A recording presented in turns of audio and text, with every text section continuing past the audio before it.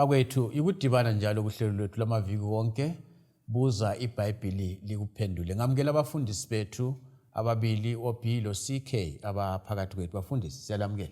Siyabonga mfundisi. Salibonani balaleli. Siyalamukela kuhlelo lwethu buza iBhayibhili likuphendule.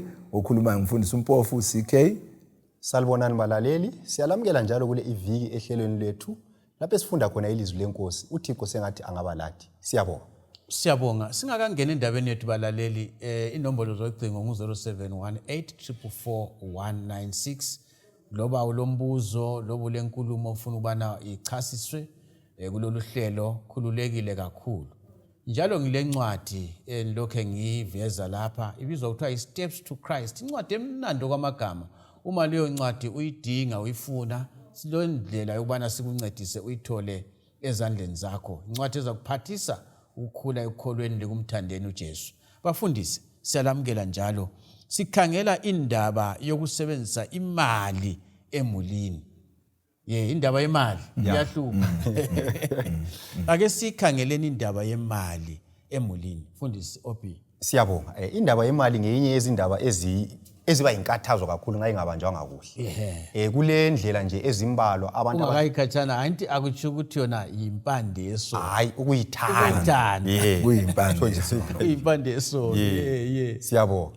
So abantu abaningi balendlela ezitshiyeneyo ezokusebenzisa imali emakhaya. Kulabanye abasebenzisa icebo lelo kuthiwa i-one boss plan. Icebo leli lithi lona osebenzayo nguye umnikazi wemali. Nxa kungubaba osebenzayo ngekhaya uyahola nguye umnikazi, umama akakwazi ukuthi uhola malini. Umama nxa isawudoli ngaphela uyahamba ecela kubaba. Kudala kwakuthiwa kulabo vetina lapho uyizikhwama lokuthi umdala uyabe khwatsha uyabe khwatsha ibise lezinye ezama ukudinga encane. Lapho akula akabuzwa ngemali yakhe. Nguye osebenzayo lwana ongaqhatshwanga vele kala say emalini. Iplan leyo ke uJesu uyayikhuza. Uthi yena kuMateyu ngo-12 ungakayikhatshana kungaba khona umama lawo njalo. Kungaba khona umama nxa kwesinye isikhathi umama kunguye osebenzayo. Uba bengasebenzi umama la ekabuzwa lutho. Imali uyisebenzisa ngendlela afuna ngayo. Akula muntu ombuza ukuthi uhola malini lokuthi uyisengaphi imali. Akubuzwana lapho. So kungaba ngubaba kungaba ngumama. uMateyu 20 verse ngu-25 lo-26. uJesu uthi thina njengabantwana bakaNkulunkulu singabi njengabantu abagqilaza abanye. Ngenxa ukuthi mina mhlawumbe ngile advantage ethile akumelanga ngigqilaze omunye wami. Then enye indlela yesibili kuthiwa yi-two boss plan.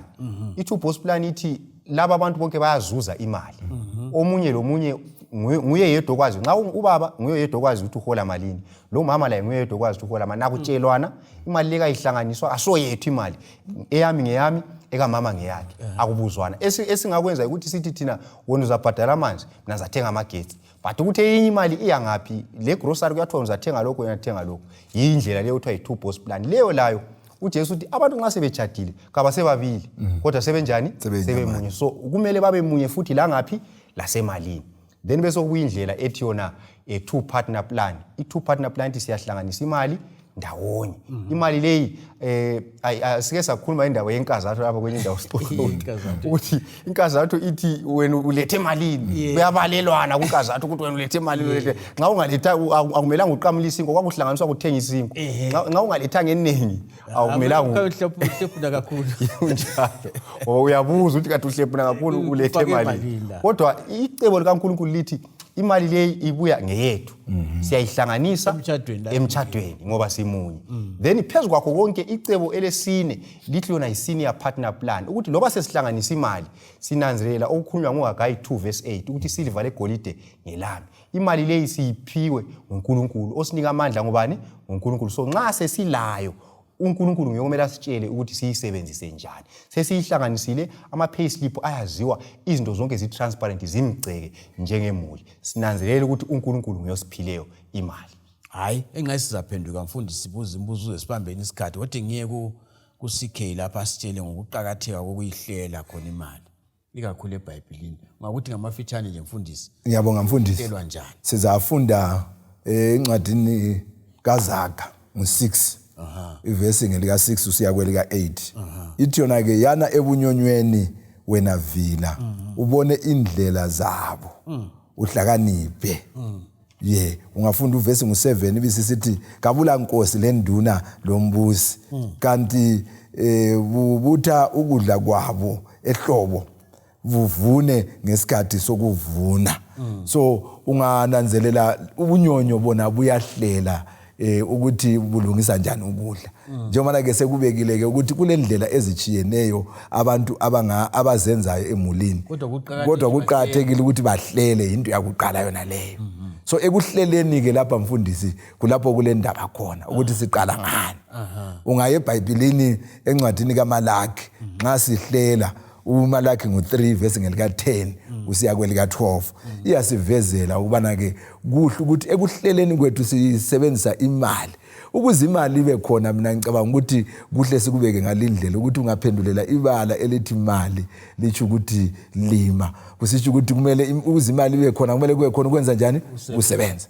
So ke ekuhleleni imali lapha kumele sibe kwazi ukuthi amandla lempilo siphiwe uNkulunkulu. Ungasibale mfundisi Deuteronomy 8:18 hayi ngithi ukuthi sibaqambela abalaleli. You're right. Bona nxa ngayiphambaza 18 verse 8 8 kona uyazi ukuthi uNkulunkulu ngiyokunika amandla yes. ukwenza inotho. Kunjalo. Awuzenzeli. So khonoko sikuvuma ngokubeka eceleni imali ethiwa ngokwechumi. Kusitsho ukuthi phakathi kwenzuzo yezinto ezilithumi okukodwa ngokuNkulunkulu.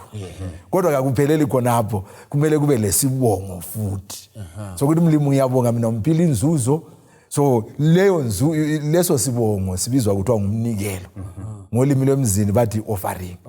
Le yakuqala esikhulume ngayo okuthiwa itithe. So nxa sihlela imali esingathi ngolimi lwemzini kubudgeta siqala sinanzelele lezi izinto ezimbili eziqhakathekileyo.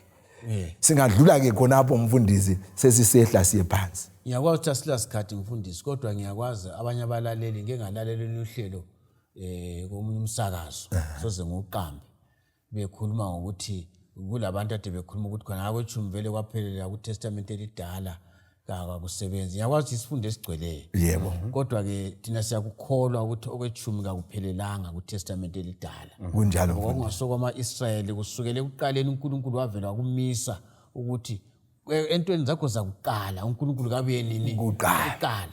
Khona nikho ozama ukusincedisa ngakho. Kunjalo. Lo Jesu wakuveza wathi funani umbuso wezulu kuqala. Andukubana ke zonke lezi izinto zingezelelwe kini. So ke uNkulunkulu kuko konke kumele abuye kuqala. So simqala ngalokho esikuthintileyo okwechumi lani lemnikelo. Kodwa ke njengemulantsho siba lendingeko esingeke saphila singelazo.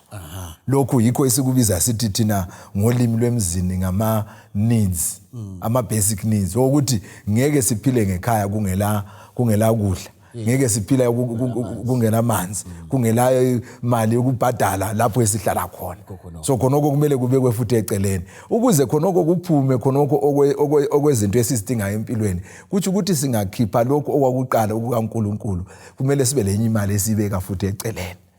Ngithanda khona ukuthi abalaleli singabancithi mfundisi ukuthi bakwazi. Incwadi ibaluleke kaMalaki ngo3:11 bona ngivesi 11. Kusiya ku12. Ukhuluma ukuthi ngizavula izibuko zezulu. Ngizabusisa. Yebo. So ukubusiswa kwemuli kweyemi ukuthi uNkulunkulu kabuye kuqala. Ngicela sibuyeleni lapha endabeni okwayithinta lapha OB ukuthi bahlela uthe yini iplan lane esithe yevumayo i-senior partner plan. Kuhamba njani ake sithi lo omunye ulenzuzo omunye kalanzuzo. Asithi thina ngubaba. Right. Ngibona ngani sike sakugcizela kuvikelana epheliye ukuthi obaba kabazami abaqine. Kabaqine. Bangaze basiyangisa ngokuthi bona behluleke ukuselela imuli zabo. Likabe lecebo ubaba ngoba nguyomela ukuthi alethe ukudla lapha. Kunjalo. Esikhangela ukuthi kubanikana njani ukuthiwa yi-allowance. Siyabo. Nxa sebehlelile imali yabo babuyisela kwechumba leminikelo bafaka ama savings bafaka ama needs. Akumelanga ukuthi imali baze bayiqede yonke omunye ngaphiwanga la eyakhe. Ukuthiwa mama le ngiyakho akulamntu ozakubuza ukuthi uzayisebenzisa njani. Baba lawe le ngiyakho akulamntu ozakubuza. Uyenza ukuthi umama la inxa ihamba labanye omama angabonakali abanye sebethenga amabhanana abonakala yena sithi hayi yethu vele ihleliwe ayisetshenziswa ngenye indlela. So kufanele ukuthi kube le mali okuthiwa yi-personal allowance umuntu ayiphiwayo ayisebenzisa ngokukhululeka kwakhe. Kuqhakathekile khonoko. Khonapho umfundisi usikhela uzangena siyincedisana indaba le ngoba ngibona ngazathi kuba lohlupho kuba ngithi kwenzani kufuthelana emtshadweni ye kunjalo ukuthi khona umama ngoba kwesisikhathi ungaba ukuthi sesihlele yonke usitho yathi gogo yana ngiyalokhu silamabizo kayisekho eka mama andabona ukuthi esintwini umama lanxa kuthiwa kuyalotsholwa kule nkomo lana uthiwa ngiyohlanga ngeka mama kakubi kuhle yini ukuthi ezinye izinto kumama ubaba vele angangeni kunjalo mina kangikwazi ukuthi waziphaleni kambe bangena eziphaleni kathi into abengangena eziphaleni ngisho ukuthi ake ngithi umama enqawule kwizinto wakhe akwenzayo yes kudinga kangakanani ukuthi abangene enqaba umama ule project ayenza ngikhaya emlethela imali eseceleni kudinga kangakanani ukuthi la baba somele ube ngene la ephakathi kwampani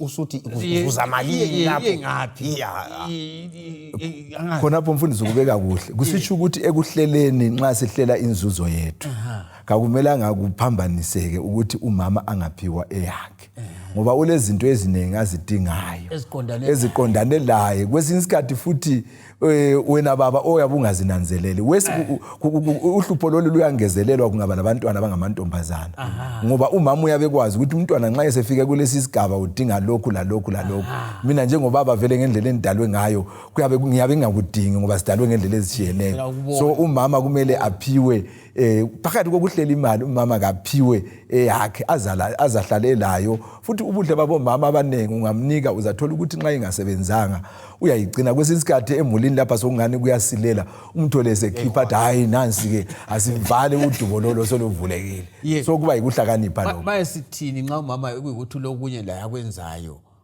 okuseceleni lapha umama kavunyelwe ukuthi akhululeke ngaphandle yena nxa ukuthi project yangikhona usengacela ukuthi baba ngicela uncedise kulokhuyana but ubaba kangangeneli kakhulu yaza icupha amabali emabele hayi kubonakala sokungiyocuphela abantu impuphu nxa bezoyicela hayi kuyafundisa nguzile anje kwesinye isikhathi empilweni esiphila khathesi kuba ngenye indlela umama abe nguye osebenzayo ubaba engasebenzi lakho khona ukuze kube lothando ngekhaya umama laye kavume ukuthi ubaba laye ulezinye indingeko alazo so laye kamnika kaphiwe okwakhe okababa ngiyananzelela lezinsuku omama phela sebengena baze bangene esibayeni izolo sasikwazi ukuthi isibaya nxa sokumele ukuthi wiwe esibayeni ngubaba so ziyatshintsha kodwa ke kathesi abanye thina njengabafundisi sonke sila uyakwazi ukuthi kwesinye isikhathi nxa sokumele ukuthi kukhitshwe okwechumi esibayeni kumbe kukhiphe umnikelo esibayeni umama nxa engavumanga akuphume so khonoko kuyaphambanisa ukuhlela kwenzuzo ngekhaya mina ngifuna ukuthi mfundisi sibeke ukuthi leyo ukuthi angivumi kakhulu baphiwe nincedise hayi siyavumelana mfundisi ngokwecebo siyavumela yala baphi allowance kumama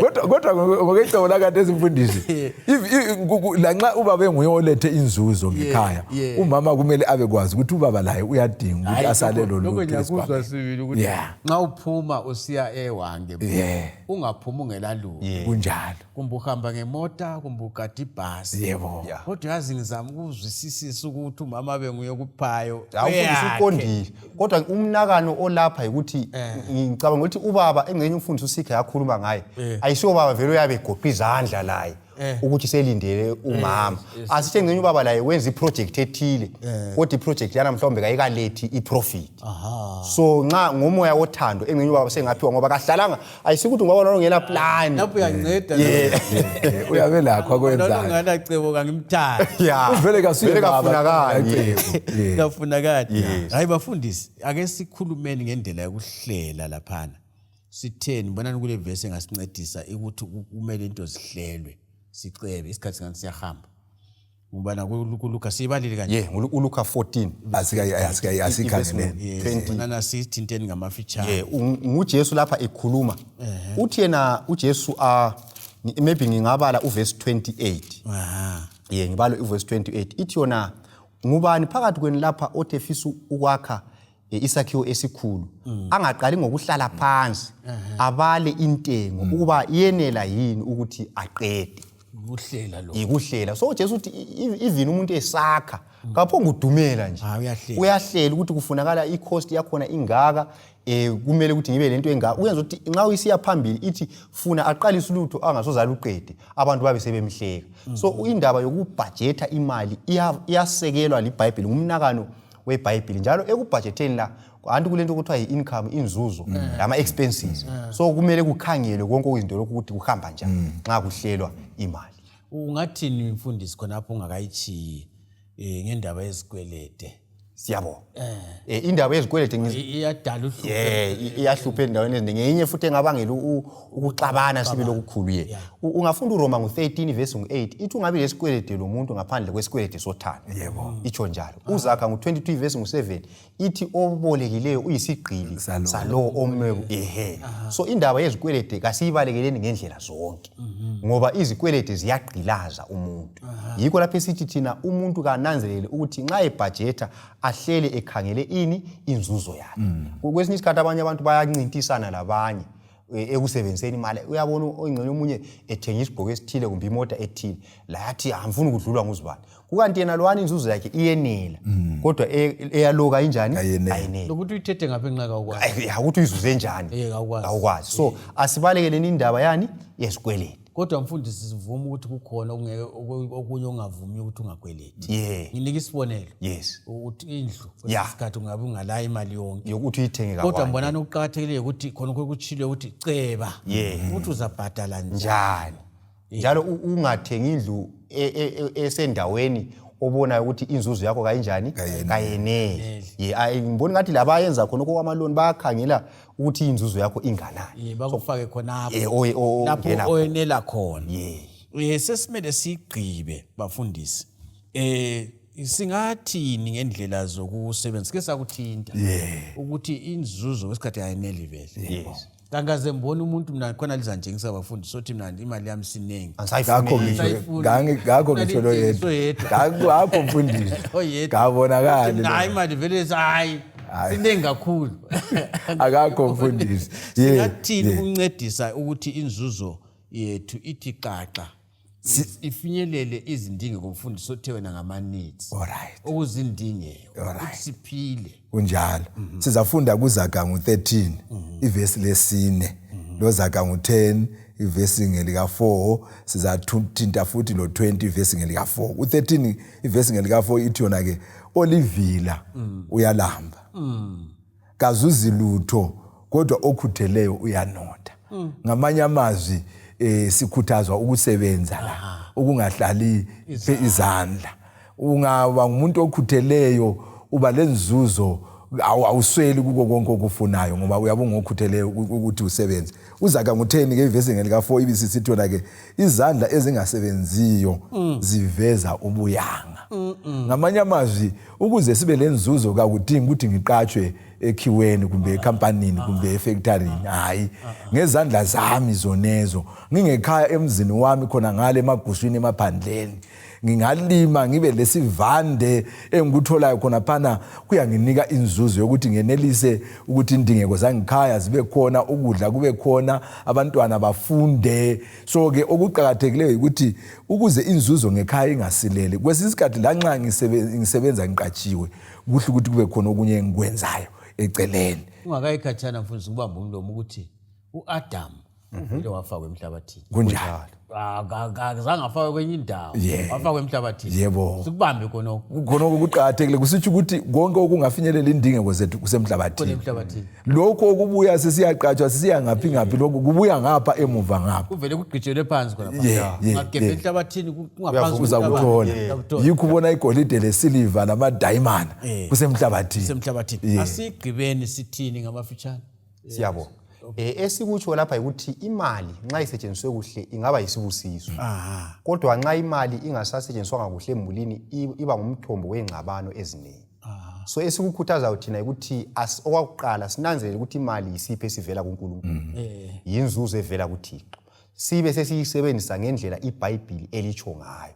Ngokufaka uNkulunkulu kuqala lokuhlela sibudget imali yethu kube kuhle kube njalo okuzuzakala emulini ngokwethu sonke. Akula liyana indaba esike sakhuluma ngaye enkazatho lokubalelana ukuthi wena asibeni munye ezintweni zonke. Then okukhulu asibeni ngabantu abakhutheleyo ukusebenza. iBhayibheli alithandi abantu abangamavila, ikakhulu obaba kabasebenze baselele izimuli kube kuhle. Omama bangasekela kuhle kakhulu, kodwa ubaba kabe lecebo leplane lokuselela imuli, kuba kuhle ngaleyo ndlela. Mina ngifuna sigqibe bafundisi ngokuthi indaba yokuthi ngithe mina kula muntu othi usuthiseka ngemali. Yes. Kodwa into yokusuthiseka ukuthi ungazicabangi wena wedwa. Kunjalo. Angithi iBhayibheli liyathi uthi thanda uNkulunkulu wakho ngenhliziyo yakho yonke. Yes. Usuthanda umakhelwane wakho uzithanda yena. Abazali bethu, okhokho bethu babengela mali. Yebo. Kodwa umakhelwane wengalambi. Kunjalo. Ayikhona umakhelwane mfundisi, lesihambi esihamba endleleni sasibizwa ezihambela udlula lapha unatha amanzi khonapho nxa siyahlala emthunzini lapha amanzi usephiwa lokudla sokukhona phana sesidla kwakubenza ukuthi bangabe ngabayanga. So ukunakakela abanye abantu abangasobomdeni lakho futhi kuqhakathekile khona lokho ngoba uNkulunkulu ubafakile ukuthi babe yindlela yokuthi izibusiso asiphezona zicaphakele kubo. So le mali futhi etholakale ngendlela eqondileyo iba yisibusiso esikhulu kakhulu mfundisi. Siyabonga. Singathini ngamafitshane nxa sigqiba indaba yemali emulini? Yazi indaba ebanzi. Kodwa ngibona sesiqalise ingxoxo eqhubekayo. Yes. Singathini ngamafitshane? Esingakutsho ukuthi okwakuqala asisuthisekeni futhi ngalokho uNkulunkulu asiphe khona. Ngoba kwesinye isikhathi abanye abantu ngokungasutheki bagcina besebengena kwezinye izinto ezigcina zibathandela ngenxa yokuthanda imali. So asisuthisekeni asitsho ukuthi umuntu abe livila. Sebenza khona lokho uNkulunkulu akuphe khona suthiseka ngakho ungagcina indlela mfundisi imali ayibe isigqili sakho. Wena ungabe isigqili semali. Kunjalo kungaba njalo imali kumele uyicontrol.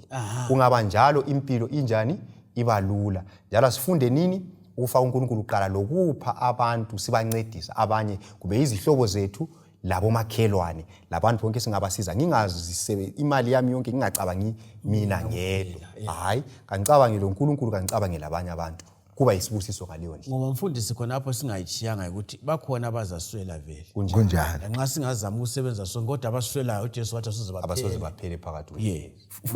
Futhi khonapho mfundisi imisebenzi iyaphela. Kasifundeni imisebenzi yokuzisebenza ngezandla zethu. Balaleli siyabonga kakhulu ithuba elihle elimangalisayo ubana sixoxe ngemali lemuli ubana emulini singaxabani ngenxa yemali. Kodwa imali kasisebenzisi ukuthi lethi intokozo ngekhaya, singakhonza imali kodwa imali kayikhonze thina wenzela ukuthi impilo ihambe kahle. Ngilethemba lokubana kunenge likufundileyo kulesi sifundo sale iviki lokunanzelela ukuthi ungakayenzi lutho qala ngoNkulunkulu. uNkulunkulu abesebusisa ke imiganu yakho abusisifuyo zakho. Siyabonga ubana sidibane kulolu hlelo okwalamhlanje siluchiya lapha silugqiba siyakudibana kuvikelizayo ngesikhathi sifananayo endaweni efananayo. Inkosi lomusa ibe lani ilibusise ngemakhaya. Siyabonga.